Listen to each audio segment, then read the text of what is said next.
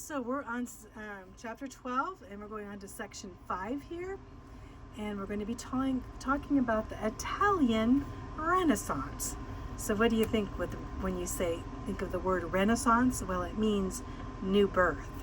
So something was going on in Italy.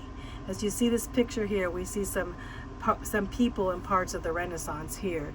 We see Leonardo da Vinci, we see Michelangelo, and we see these followers as we see the Sistine Chapel.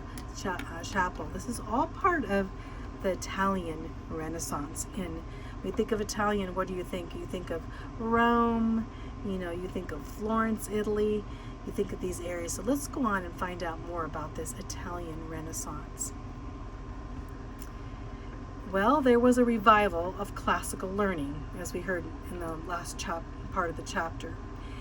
There were emphasis on humanities, like on history, grammar, rhetoric, poetry, and education. In the 1300s, there was classical Greek and Latin literature in Italy. And the Middle Ages they believed that Roman Church had all the answers to man's questions, and that you couldn't ask any questions that the church couldn't answer. But now they started picking up these books, these ancient books of Greek and Rome, and they started hunting for manuscripts all over of the old ways and the old manuscripts that were ignored for centuries. They went into the Byzantine libraries, and the libraries had many of these books. And later they would bring these all to Western Europe. So the Renaissance would start. One thing about the Renaissance, there was a lot of humanism. Remember, humanism is man's way to get to God? Well, they had a lot of humanism in the Renaissance. This word humanism was first used in Italy. It meant intense interest in the subject of humanities. At first, it was good. It means God gives them the authority, human beings the authority. But later on, the Renaissance brought in humanists that didn't believe in God. So at first, they were like playful children, just kind of imitating the past, bringing Aristotle back, bringing the Roman gods back, and all these things. And some of the people even dressed like ancient Rome. They put on these old togas and walk around, and they spoke Latin. They thought they were very cultured. But they ignored God and exalted man. That's what humanism does. The Renaissance humanists set up man as God with human pride and vanity. They had human pride and much vanity, these humanists in the Italian Renaissance. Literature. There are books during this time. Well, they basically had some limitations in their books because they were mainly studying ancient Rome, and they took things from the ancient Rome and ancient Greek, and they really didn't have nothing new to say. But there were the patriarch of the father of humanism, and he wrote letters to ancient authors. His thought was that there was no conflict between pagan and Christian thought, and that was patriarch. Here's a picture of him. Father of humanism. Boccaccio was the first writer of prose, and he wrote what's called the Decameron. There were 100 stories during the outbreak of the Black Death. His whole motto was eat, drink, and be merry, because, soon you're going to die. You can imagine.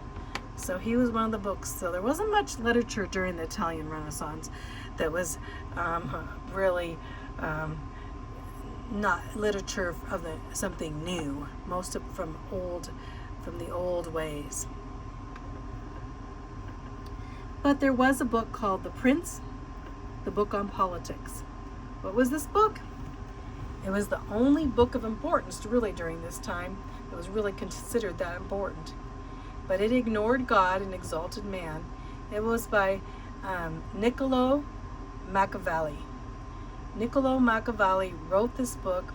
He saw hypocrisy of the church and what was going on, and he looked with disgust on distorted Christianity, and was disgusted with politics in the 16th century. He said man needs to be free of false religion. But instead of false religion, being free of false religion, he turned to false humanism. He said, this is the terrible thing. It's going on even today. He said, the end justifies the means. That means you can use deliberate evil. You can deliberately be evil if necessary to achieve man's goals. So Niccolo Machiavelli, that belief, the end justifies the means, was not a way to get rid of the false religion at that time and to turn to humanism and thinking you can do bad things as long as you're doing it to get a good ending. It doesn't work. Art in the Renaissance. The patrons used their own money at that time to support art, and they had appreciation for art. The church was filled with the cathedrals of art and palaces with beautiful art. The quality of the art before that time in the Middle Ages was very flat, lacked depth, no perspective, just kind of simple. But then came along the Renaissance. Giotto in the 14th century was one of the first. He was from Florence, Italy. He was an artist, and he painted subjects inspired by the Bible. And he made people look very real. Before that time, people didn't look so real.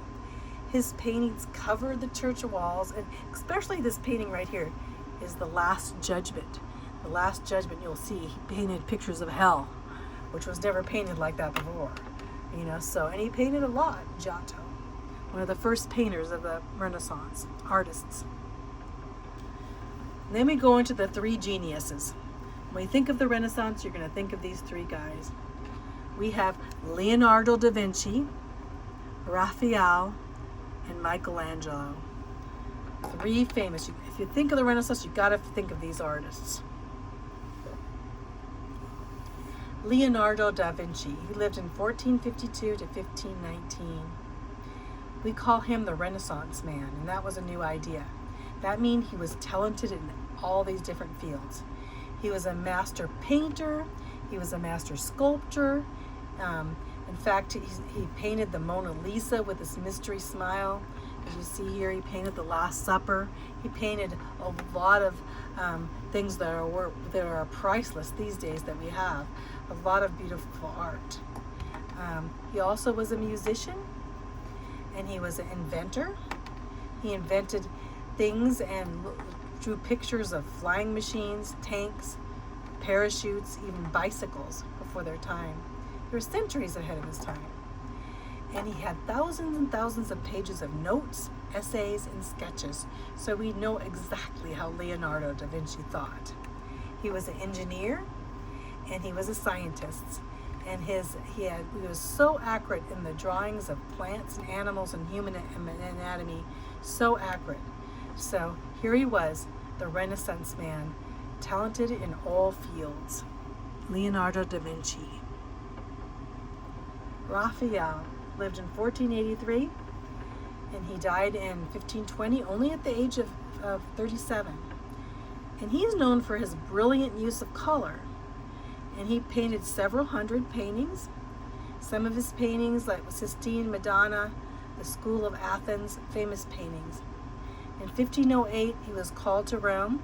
So his last 12 years of his life, he painted beautiful paintings in Rome, in the Vatican, in the Pope's home. So you see Raphael's paintings a lot of different places. And he also designed St. Peter's Basilica in the Rome. So he also was a designer. So here's one of his pictures, and see how vibrant his colors and how everything looks so realistic. Michelangelo. Michelangelo lived 1475 to 1564. He was one of the greatest artists of the Renaissance, possibly of all time. He was a great artist. He did these biblical themes and paintings, dramatic realism and sense of movement.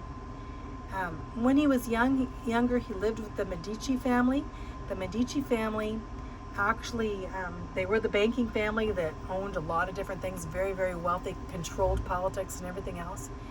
And he began with their support. And so they had their support, and they, wanted him to paint and do his sculptures and paintings. So he's constantly busy painting whatever they wanted. Sculptures, paintings, architects. And then he was brought to Rome. In Rome, he went to the Sistine Chapel in the Vatican, the Pope. In 1508 to 1512, he painted laying back on a scaffold, looking up at the ceiling of the Sistine Chapel and painting all of the ceiling there for the popes. So he spent all that time on his back, sometimes even throwing paint down on the popes because he would get mad. He also sculptured statues of David and statues of Moses. A statue of David and Moses are two of his most famous sculptors. Two of his most famous works of art. He also had architectural plans for Rome and Florence and portions of the Vatican. So he was an architect too. He also was a poet, and he wrote songs of poetry of the 16th century. He wrote sonnets and poems. So he again was a Renaissance man. Here's some pictures. Here's a picture of the Sistine Chapel. Here's a picture of David and Moses. This is part of his paintings of very famous work. Michelangelo is probably one of the most famous painters of all times, and famous artists of all times during the Renaissance. So let's stop there.